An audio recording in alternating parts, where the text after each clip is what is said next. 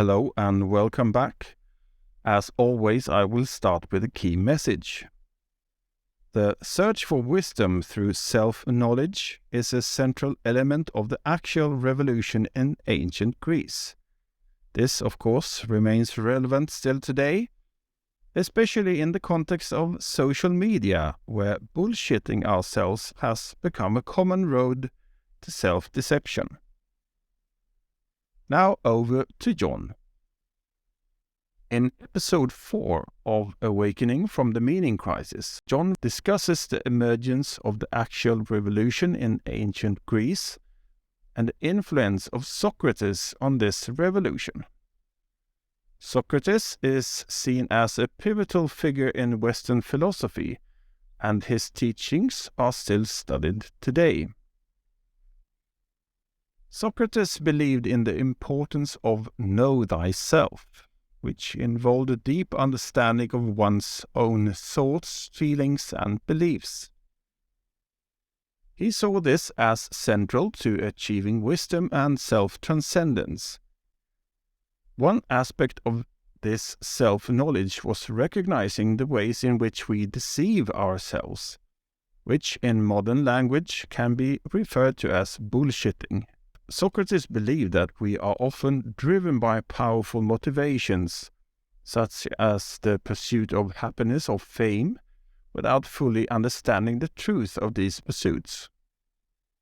He believed that this kind of self-deception was a major obstacle to achieving wisdom and self-transcendence.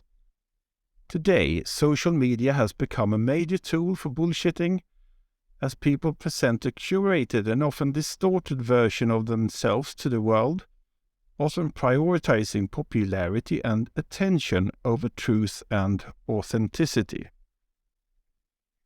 Socrates was also critical of the sophists, who were known for their rhetorical skills and ability to persuade others. He believed that they used their skills to manipulate people rather than help them achieve self-knowledge and wisdom. In contrast, Socrates believed that true wisdom came from engaging in philosophical inquiry, asking questions, and seeking answers in a collaborative and respectful manner. Socrates believed that the gods represented moral exemplars and ways in which we can self-transcend and morally improve. He saw the pursuit of wisdom as a collaborative endeavor rather than an individualistic one. He emphasized the importance of rational inquiry and self-reflection in achieving a deeper understanding of ourselves and the world around us.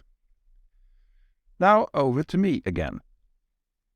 One thing I have noted that helped me understand the context of John's ideas is the theory of cognitive dissonance by Leon Festinger. This is a psychological phenomenon in which a person holds two or more contradictory beliefs, attitudes, or values, causing them to experience psychological discomfort.